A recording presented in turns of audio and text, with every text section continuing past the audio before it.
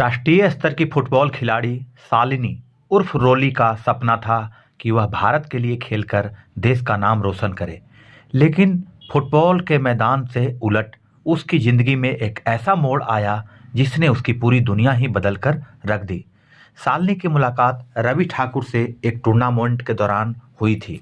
रवि भी एक शानदार फुटबॉल खिलाड़ी था और दोनों के खेल के प्रति जुनून ने उन्हें एक दूसरे के करीब ला दिया था।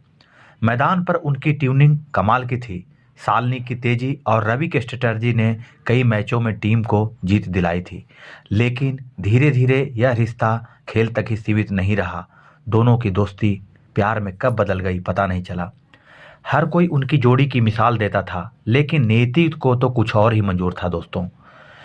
दोस्तों क्या हुआ उनके बीच में, इसे जानने के लिए इस वीडियो में अंत तक बने रहें। और यदि इस चैनल पर पहली बार आए हैं तो हमारे चैनल जुर्म की कहानियां को जरूर सब्सक्राइब कर लें, क्योंकि आपको यहां पर इसी तरह की सनसनीखेज कहानियां प्रतिदिन देखने के लिए मिलती है। तो चलिए दोस्तों को कहानी को शुरू करते हैं। 20 फरवरी 2022 की शाम, वक्त करीब 5:30 या 6 बजे रहा होगा। जाड़े की ठिठुरन के बीच दिन की रोशनी थक कर रात की बाहों में समाने लगी थी। हाई कोर्ट के पास स्थित पोलो ग्राउंड और उसकी चौड़ी सड़क पर शाम की हल्की धुंधली सी चादर बिछ चुकी थी। वीआईपी सड़क होने के कारण यहाँ लोगों का आना जाना लगा रहता था, खासकर सुबह और शाम की सैर करने वालों का। कुछ लोग तेज कदमों से चलते हुए दिन भर की थकान उतार रहे थे, तो कुछ हल्की गुनगुनी धूप के खत्म होते ही अपने ऊनी कपड़ों में खुद को और लपेटने लगे थे। लेकिन इस रोजमर्रा की शांति को एक अजीब सी गंध ने तोड़ दिया था। पोलो ग्राउंड के एक पुराने गहरे कुएं से उठती असहनीय बदबू हवा में घुल चुकी थी। इतनी तेज कि राहगीरों को अपने नथनों पर रुमाल रखकर चलने की मजबूरी लग रही थी। लोग चलते चलते ठिठक रहे थे, कुएं की तरफ देख रहे थे, पर कोई वहां जाने की हिम्मत नहीं कर रहा था। आखिर इस कुएं में ऐसा क्या था जो ठंडी हवा के बावजूद भी बदबू की गर्म लपटें छोड़ रहा था। शाम की ठंडक में एक अजीब सी बेचैनी घुलने लगी थी। पोलो ग्राउंड से आती दुर्गंध ने राहगीरों को हैरान कर दिया। किसी अनहोनी की आशंका में कुछ लोगों ने मैदान का चक्कर लगाना शुरू किया, यह जानने के लिए कि आखिर बदबू कहां से आ रही है। यह इलाका आर्मी क्षेत्र में स्थित था और मैदान का दायरा काफी बड़ा था, पर गंध की तीव्रता को देखते हुए सबका शक सड़क से महज 10 कदम की दूरी पर स्थित उस पुराने कुएं पर गया। जैसे जैसे लोग उसके करीब बढ़े, दुर्गंध और गहरी होती गई, मानो कोई अदृश्य साया उन्हें वहां खींच रहा हो। भीड़ में खड़े एक वकील साहब को माजरा कुछ ठीक नहीं लगा। शक और भय के साए में उन्होंने तुरंत 112 नंबर पर डायल करके पुलिस और सिविल लाइन थाने को सूचना दी। कुएं से उठती बदबू असहनीय हो चुकी थी। कहीं इसके अंदर कुछ है तो नहीं, इसकी अनहोनी की आशंका थी। अब हर कोई सिहर उठा था। क्या कुएं में कोई लाश थी? हमेशा उस कुएं से लाश ही बरामद की गई है, इसलिए उसे मौत का कुआं भी कहते हैं। इस बात में यह कहने समझने में जरा भी समय नहीं लगा कि उस कुएं में किसी का काम तमाम करके उसकी लाश को फेंक दिया गया है। बहरहाल सूचना मिलते ही प्रयागराज थाने के सिविल लाइन की पुलिस और गश्ती गाड़ी पोलो ग्राउंड के अंदर घुस गई, और जब कुएं के अंदर झांका तो पाया कि एक सफ़ेद रंग का बोरा उस कुएं में लगभग सूख चुका है। कुआं फिर भी थोड़ा बहुत पानी उसमें अब भी हमेशा की तरह रहता है, पड़ा हुआ पाया। कुछ ही देर में एसएसपी अजय कुमार और सीओ संतोष सिंह भी वहां पहुंच गए। कुआं काफ़ी गहरा था। बोरे को निकालने के लिए इंस्पेक्टर वीरेंद्र यादव ने फायर ब्रिगेड को फ़ोन कर दिया। फायर ब्रिगेड कर्मचारियों ने कुएं के अंदर एक लंबी सीढ़ी डाली और अपने अपने मुंह को ढक करके उसके अंदर में उतर गए। जैसे तैसे बोरे को कुएं से बाहर निकाला गया। उसे उठाने में जवानों को कड़ी मशक्कत करनी पड़ी, क्योंकि बोरा काफ़ी वजनी था। जब उस बोरे का मुंह खोला गया तो उसके अंदर एक युवती की लाश देखकर लोग दंग रह गए। अब जबकि बोरे को कुएं से निकाला जा चुका था तो उसमें से और भी तेजी से दुर्गंध चारों तरफ फैलने लगी थी। युवती ने जींस टी शर्ट और पैरों में जूते पहन रखे थे। उसकी लाश देखकर पुलिस ने अंदाजा लगा लिया कि उसकी हत्या कोई 1 सप्ताह के आसपास पहले की गई होगी। उसकी लाश को ठिकाने लगाने के लिए हाथ पैर मोड़कर उसे बोरी में ठूंस ठूंस कर भर दिया गया था। उसके बाद सुतली और सूजे की मदद से बोरी को सील करके कुएं में फेंक दिया गया होगा। पानी में पड़े पड़े उस युवती की लाश लगभग फूल चुकी थी। चेहरा भी पहचानने में नहीं आ रहा था। सिविल लाइंस पुलिस ने वहां मौजूद लोगों से लाश की शिनाख्त करने के लिए कहा, लेकिन वहां मौजूद कोई भी शख्स उसे पहचानने में असमर्थ था। दोस्तों, लड़की कौन थी, कहाँ की रहने वाली थी, यह सब जानने के लिए जब महिला पुलिस ने उसके कपड़ों की तलाशी लेनी शुरू की तो वैसा कोई चीज़ नहीं मिला। हाँ, मृतका की बाईं कलाई पर एक टैटू बना हुआ था और उस पर रवि का नाम अंकित था। बहरहाल लाश का पंचनामा भर के उसे पोस्टमार्टम के लिए भेज दिया गया। एसएसपी अजय कुमार ने हत्या के इस मामले को सुलझाने के लिए सीओ संतोष सिंह के नेतृत्व में एक पुलिस टीम बनाई। अगले दिन कुएं में मिली जवान युवती की लाश की खबर शहर के सभी अखबारों में छप चुकी थी और साथ ही उसकी कलाई पर बने टैटू पर रवि नाम गुदे होने का जिक्र भी किया गया, तो पुलिस को उसकी शिनाख्त के लिए ज़्यादा भागदौड़ की जरूरत नहीं पड़ी। प्रयागराज के ही थाना शिवकुटी के मोहल्ला सीला खाना में रहने वाले राजेंद्र प्रसाद ने अगले दिन यानी 21 अप्रैल को जब अखबार में यह पढ़ा कि एक जवान युवती की डेड बॉडी पोलो ग्राउंड के अंदर पुराने कुएं में थाना सिविल लाइन पुलिस ने बरामद की है, उसके हाथ पर बने टैटू पर रवि नाम लिखा हुआ है, तो वह थाने पहुंचे और इंस्पेक्टर वीरेंद्र यादव से मिल करके बातचीत किया। वीरेंद्र यादव से उन्होंने डेड बॉडी देखने की इच्छा जाहिर की, तो बिना एक पल गंवाए इंस्पेक्टर ने उन्हें अपने स्टाफ के साथ में पोस्टमार्टम हाउस भिजवा दिया। लाश के चेहरे पर से जब कफन हटाया गया तो उसके पिता और परिजन फपक फपक कर रोने लगे। शव की शिनाख्त हो चुकी थी। दोस्तों, मृतका का नाम शालिनी धुरिया उर्फ रोली था। उसके पिता राजेंद्र प्रसाद, माँ व भाई बहन ने उसे पहचान लिया था। घर वाले यह जानकर हैरान थे कि शालिनी तो गुड़गांव में नौकरी कर रही थी, तो प्रयागराज कब आ गई। शालिनी पूरे परिवार की लाडली थी। उसकी हत्या से घर वालों का रो रो कर बुरा हाल था। पेशे से e rickshaw driver Rajendra Prasad के 4 बच्चों में सबसे बड़ी बेटी श्रद्धा, उससे छोटी शालिनी उर्फ रोली व उससे छोटे भाई बहन अंकित और स्वाति थे। बहरहाल उसके अंतिम संस्कार के बाद घर वालों से खासकर शालिनी के पिता ने जब यह पूछा गया कि कलाई पर जो रवि लिखा हुआ है वह कौन है, शालिनी का उससे क्या संपर्क है, क्या संबंध है, शालिनी यहाँ से पहले कहाँ रहती थी, इन सब सवालों के जवाब उसके पिता से की जाती है। पुलिस को इन सवालों का जवाब मिलना जरूरी भी था, तभी शालिनी के हत्यारों तक पहुंचना थोड़ा आसान हो जाता। पूछताछ के दौरान शालिनी के पिता राजेंद्र प्रसाद ने बताया कि रवि उनकी बेटी का दोस्त है। उसका आपके घर आना जाना था? इंस्पेक्टर वीरेंद्र यादव ने पूछा। उन्होंने बताया कि शालिनी बहुत होनहार थी। वह राष्ट्रीय स्तर की फुटबॉल प्लेयर थी। परिवार की माली हालत को देखते हुए 2021 में दूसरे लॉकडाउन के खत्म होने के बाद वह नवंबर महीने में गुड़गांव चली गई थी और एक प्राइवेट कंपनी में जॉब करने लगी थी। शालिनी ने एलडीसी कॉलेज से मार्केटिंग का कोर्स किया हुआ था। एक अच्छी फुटबॉल खिलाड़ी होने के साथ साथ उसे मार्केटिंग का अच्छा अनुभव था, इसलिए उसकी नौकरी लगने में कोई परेशानी नहीं हुई। दिल्ली में शालिनी किराए का कमरा लेकर रहती थी।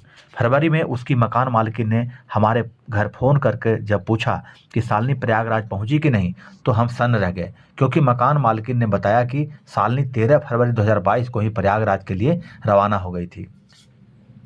जब हम लोगों ने यह सुना तो आश्चर्यचकित रह गए, क्योंकि शालिनी ने कुछ ही दिनों पहले फ़ोन करके हमें बताया था कि वह अभी नहीं आ पाएगी, अभी उसे छुट्टी नहीं मिल रही है, होली के अवसर पर वह प्रयागराज आएगी। मकान मालकिन के अनुसार उसे अब तक दिल्ली वापस आ जाना चाहिए था, तभी से हम लोग परेशान थे। इसके बाद उसके मोबाइल पर कई कॉल की गई, लेकिन हर बार उसका फ़ोन स्विच ऑफ मिला। जब शालिनी की मकान मालकिन ने हमें बताया कि वह कहकर निकली थी कि प्रयागराज अपने घर जा रही है और 2-4 दिन में वापस आ जाएगी, तभी किसी अनहोनी की आशंका के मद्देनज़र बिना पुलिस को सूचना दिए उसकी खोजबीन कर रहे थे। उसकी तलाश में शालिनी का प्रेमी रवि भी साथ साथ रात दिन उनके साथ एक किए हुए था। शालिनी का जब मोबाइल भी स्विच ऑफ था, जिससे हमारी परेशानी और भी बढ़ गई थी। पूरा परिवार उसकी चिंता कर रहा था और जब वह हमें मिली तो इस लाश के रूप में मिली। इतना कहकर राजेंद्र प्रसाद फपक फपक कर रोने लगते हैं। राजेंद्र प्रसाद से रवि के खिलाफ तहरीर लेकर पुलिस ने जांच पड़ताल शुरू कर दी। आगे की कार्रवाई के लिए सिविल लाइंस थाना पुलिस को कहीं जाने की जरूरत नहीं पड़ी, क्योंकि शालिनी का प्रेमी, जो कि रेलवे स्टाफ क्वार्टर की लोको कॉलोनी में अपने बड़े भाई के साथ रहता था, उस समय वह थाने में ही मौजूद था। शालिनी के परिवार के साथ उसकी खोजबीन का नाटक वह शुरू से ही कर रहा था। रवि ठाकुर को फौरन पुलिस ने अपनी कस्टडी में ले लिया और पूछताछ करना शुरू कर दिया। शुरुआत में उसने पुलिस को काफी बहकाने और भटकाने की कोशिश करता रहा, लेकिन जब पुलिस ने सख्ती और अपनी पुलिसिय रवैये को अपनाया तो उसने शालिनी धुरिया की हत्या करके लाश को बोरे में भरकर कुएं में फेंकने से लेकर के सभी जुर्म स्वीकार कर लिए थे। वैलेंटाइन डे पर मिलने इतनी दूरी से आई शालिनी की हत्या की जो कहानी सामने उभर के आई, वह सुनकर आपके भी होश उड़ जाएंगे दोस्तों। शालिनी धुरिया उर्फ रोली और उसका प्रेमी रवि ठाकुर दोनों ही फुटबॉल के अच्छे खिलाड़ी थे। शालिनी के कोच अनिल सोनकर ने मनोहर कहानियों को बताया था कि शालिनी जब महज 6-7 साल की थी तभी से उसका रुझान फुटबॉल की तरफ था। सदर बाजार फुटबॉल ग्राउंड में वह फुटबॉल की प्रैक्टिस करती थी। शालिनी एक अच्छी फुटबॉल खिलाड़ी थी। गजब का स्टेमिना था उसके अंदर में। बहुत ही प्रतिभाशाली खिलाड़ी थी वह। तपती दोपहरी में भी वह कड़ी मेहनत करती थी। लगन और ईमानदारी के साथ इतने बड़े फुटबॉल मैदान में अकेले दम पर बाउंड्री पर चूने का छिड़काव करती थी।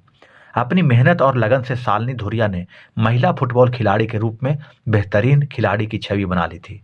अपनी बेहतरीन परफॉर्मेंस के चलते स्टेट व नेशनल लेवल पर शालिनी ने सिर्फ उत्तर प्रदेश के जिलों में बल्कि गोवा, दिल्ली, हरियाणा, पंजाब समेत विभिन्न राज्यों व जिलों में प्रयागराज जिले का नाम रोशन किया ही था। साथ ही सदर बाजार फुटबॉल एकेडमी का भी परचम फहराया था। शालिनी ने खेल के साथ साथ अपनी पढ़ाई लिखाई भी जारी रखी थी और गंगापार इलाके से बीए की परीक्षा पूरी करने के बाद pearls private limited company Gurugram में नवंबर 2021 से जॉब करने लगी थी ताकि वह कुछ पैसे भी अर्जित कर सके। खेल के दौरान ही शालिनी को रवि ठाकुर नाम के फुटबॉल खिलाड़ी से प्यार हो गया था। रवि मूलतः बिहार के जिला जहानाबाद के गांव मखदूमपुर का रहने वाला था। उसके पिता दिनेश सिंह रेलवे में नौकरी करते थे। उनकी पोस्टिंग प्रयागराज में ही थी, इसलिए सिविल लाइंस की रेलवे कॉलोनी में उन्हें क्वार्टर मिला हुआ था। उन्हें करीब 5-6 साल पहले बीआरएस ले लिया था और अपनी जगह अपने बड़े बेटे दिनेश ठाकुर को नौकरी पर लगवा दिया था। Ravi Allahabad sporting football academy का होनहार खिलाड़ी था। वह स्कूल नेशनल से अंडर 17 के तहत सीनियर स्टेट चैंपियनशिप का खिलाड़ी भी रह चुका था। खेल के साथ साथ वह इलाहाबाद यूनिवर्सिटी से बीए सेकेंड ईयर की पढ़ाई भी कर रहा था। शालिनी और रवि की प्रेम की कहानी की शुरुआत लगभग 7-8 साल पहले खेल के मैदान से ही शुरू हुई थी। दोनों ही फुटबॉल के अच्छे खिलाड़ी थे, इसलिए प्रेम परवान चढ़ने में देर नहीं लगा। दोनों के पास एक दूसरे से मिलने का भरपूर समय था। खेल के बहाने रोज मुलाकातें स्वाभाविक थी। इनकी प्रेम की कहानी के बारे में दोनों के परिजन भली भांति परिचित थे। शालिनी तो रवि के प्यार में ऐसी दीवानी हो गई थी कि उसने अपने हाथ पर रवि प्रेमी का नाम तक उदवा लिया था। इस तरह इनका प्यार परवान चढ़ने लगा था। लेकिन एक दिन रवि की थोड़ी सी गलतफहमी ने सब कुछ उजाड़ करके रख दिया था। जब रवि को हिरासत में लिया और पूछताछ की गई पुलिस के द्वारा, तो उसने बताया कि हाँ सर, मैंने उस चुड़ैल का गला दबाकर हत्या की थी। वह थी ही ऐसी, इसी लायक। मेरी सच्ची मोहब्बत का उसने गलत फायदा उठाया था। बेवफा थी। मोहब्बत तो बेपनाह मैंने उससे की थी, लेकिन उसके मर जाने के बाद भी उससे मोहब्बत मैं करता हूँ। लेकिन क्या करूं, उस बिगड़ैल रवैये और हाई प्रोफाइल लाइफ स्टाइल की चाह ने मुझे उसकी हत्या करने पर मजबूर कर दिया। हालांकि मैं ऐसा नहीं करना चाहता था, लेकिन उसके थप्पड़ से मैं इतना आहत हो गया था कि बर्दाश्त नहीं कर पाया, रोक नहीं सका खुद को। और मैंने आगे बताता है। रवि पुलिस को बताते बताते अतीक के झरोखे में चला जाता है। वह बताता है कि अभी हफ्ता भर पहले की बात है। उसने मुझे फ़ोन करके कहा कि वह मुझे वैलेंटाइन डे पर मिलने के लिए प्रयागराज आ रही है। मैंने उससे चहकते हुए पूछा, सच बताओ रोली? शालिनी को रवि प्यार से रोली कहा करता था दोस्तों। मजाक मत करो, क्या सच में तुम मुझसे मिलने वैलेंटाइन डे पे आ रही हो? इतने दिनों बाद तुमने फ़ोन किया है, मुझे यकीन ही नहीं हो रहा कि मेरी तुमसे बात हो रही है। अरे बुद्धू, मैं तुम्हारी रोली ही हूँ और तुम ही से बात कर रही हूँ। तुम किसी भूत या चुड़ैल से बात नहीं कर रहे हो। यकीन नहीं आ रहा है तो अपने कान में कस करके चिकोटी काट कर देखो, पता चल जाएगा। इतना कहकर शालिनी हंसने लगी थी। हाँ हाँ चलो, यकीन हो गया। अच्छा अब यह बताओ कि गुड़गांव से तुम कब आ रही हो? रवि ने उत्सुक होते हुए पूछा। सुनो, मैं 14 फरवरी को प्रयागराज पहुंच जाऊंगी। उस दिन हम दोनों खूब मौज मस्ती और सैर सपाटा करेंगे। उसके बाद मैं दिल्ली वापस चली जाऊंगी, शालिनी ने बताया था। क्यों, क्या तुम अपने घर नहीं जाओगी? अरे नहीं बाबा, और यह बात तुम मेरे घर पापा या दीदी किसी को नहीं बताना, क्योंकि मैंने पापा से पहले ही कह रखा है कि मैं होली पर घर आऊँगी। मुझे इधर उधर छुट्टी नहीं मिल रही है, समझे, शालिनी ने बताया था। हाँ समझ गया, ठीक है, मुझे तुम्हारे आने का बेसब्री से इंतजार रहेगा, रवि बोलता है। इसके बाद हम दोनों के बीच काफ़ी देर तक बातें होती रही। अंततः वह घड़ी भी आ गई जब 14 फरवरी की शाम शालिनी प्रयागराज रेलवे स्टेशन पर उतरती है। उसके आने से पहले रवि ने 10,000 रुपये का मोबाइल बतौर सरप्राइज गिफ्ट खरीद रखा था। वह शालिनी को वैलेंटाइन डे पर मोबाइल गिफ्ट करना चाहता था ताकि उसकी प्रेमिका का प्यार और ज़्यादा बढ़ जाए। 14 फरवरी को तय समय पर शालिनी का प्रेमी रवि ठाकुर स्टेशन पर पहुंच जाता है शालिनी को रिसीव करने के लिए। उसके बाद शालिनी आती है, उसे वह बाइक पर बैठाता है और सीधे रेलवे स्टाफ की लोको कॉलोनी स्थित अपने आवास पर लेकर चला जाता है। यहाँ गौरतलब है दोस्तों कि शालिनी धुरिया को 13 फरवरी को ही प्रयागराज आना था, लेकिन ट्रेन मिस हो जाने के कारण वह 14 फरवरी को पहुंची थी। बहरहाल जब रवि उसे लेकर अपने कमरे में पहुंचा तो उस समय उसके घर वाले टीवी देख रहे थे। शालिनी फ्रेश होने चली गई। उसके घर वालों को आश्चर्य नहीं हुआ, क्योंकि वो लोग भी शालिनी और रवि के बीच में प्रेम संबंधों के बारे में जानते थे। जब वह फ्रेश हो रही थी तो रवि ने शक के आधार पर उसका मोबाइल चेक किया। उसे शक था दोस्तों कि उसकी प्रेमिका दिल्ली जाकर बदल गई है और उसका कई लोगों के साथ संबंध बन गए होंगे, ऐसा शक करता है रवि। रवि मोबाइल की गैलरी में फोटो खोलना शुरू करता है तो देखता है कि शालिनी कई लड़कों के साथ स्टाइल में खड़ी है। फिर क्या था, रवि को उस पर गहरा शक हो जाता है। शालिनी जब बाथरूम से निकली तो रवि ने उससे पूछा, रोली तुम दिल्ली जाकर बहुत बदल गई हो, बेवफा हो तुम, अब तू पहले वाली रोली नहीं रही। जुबान संभाल कर बात करो रवि, अगर मैं तुमसे सच्चा प्यार नहीं करती तो इतनी दूर तुमसे मिलने के लिए नहीं आती। अपनी औकात में रहकर बात करो। क्या सबूत है तुम्हारे पास जो मुझ पर इतना बड़ा इल्जाम लगा रहे हो? अरे छिनाल, शर्म कर जरा। सबूत है मेरे पास। तुम्हारा यह मोबाइल बता रहा है कि तुम इस तरह की हो। इसमें तेरे यारों के साथ खिंचवाई गई फोटो पड़े हुए हैं, रवि गुस्से में बोला। दोस्तों, रवि शालिनी से बहुत प्यार करता था, इसलिए उसके दोस्तों के साथ खिंचवाई गई फोटो के आधार पर रवि सोचता है कि यह कोई गलत रास्ता पकड़ रखी है। फिर शालिनी कहती है, क्या कहा छिनाल, तेरी हिम्मत कैसे हुई मुझे इस तरह की बात करने की? एक बार नहीं 100 बार कहूंगा। अब शालिनी से सहा नहीं जाता है दोस्त, और उसके गाली से वह इतना तिलमिला जाती है कि उसे एक जोरदार थप्पड़ मारती है रवि को। उस थप्पड़ से रवि तिलमिला उठता है। गुस्से में वह गाली देते हुए बोलता है, तेरी इतनी हिम्मत कि मुझे थप्पड़ मारो? शालिनी भी आपे से बाहर हो गई थी। और नहीं तो क्या, तेरी पूजा करूं? तूने मुझे समझ क्या रखा है, अपनी रखैल? अपने भाई के टुकड़ों पर पलने वाला मुझ पर इल्जाम लगाता है। मैं इतनी बड़ी कंपनी में काम कर रही हूँ, मेरा सभी के साथ उठना बैठना, खाना पीना, घूमना फिरना है, तो क्या सब मेरे यार हो गए? मैं पागल हूँ जो इतनी दूर से तुमसे मिलने आई हूँ?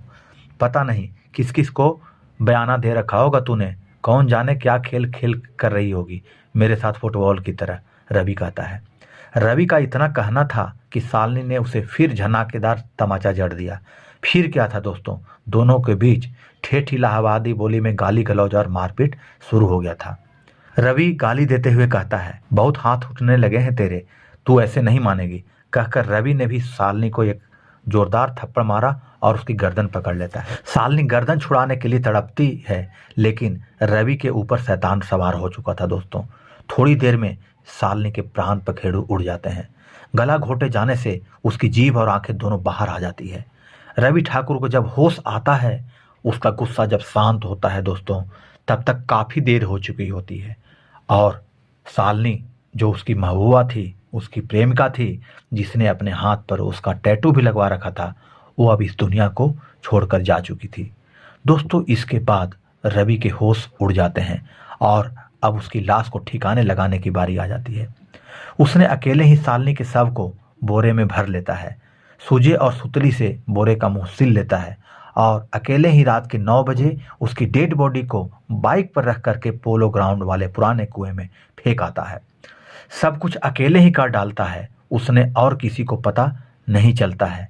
सेना की गश्ती गाड़ी, QRT और हाई कोर्ट पर हमेशा चेकिंग में लगे रहने वाले पुलिस के जवान सभी उस टाइम मौजूद नहीं थे। न शालिनी की लड़ाई झगड़े के दौरान किसी ने चीखें सुनी, जबकि पीछे वाले कमरे में रवि के घर वाले भी मौजूद थे। उन्हें भी इसकी जरा भनक नहीं लगी। सवाल बहुत हैं दोस्तों, मगर उसका कोई फायदा नहीं है।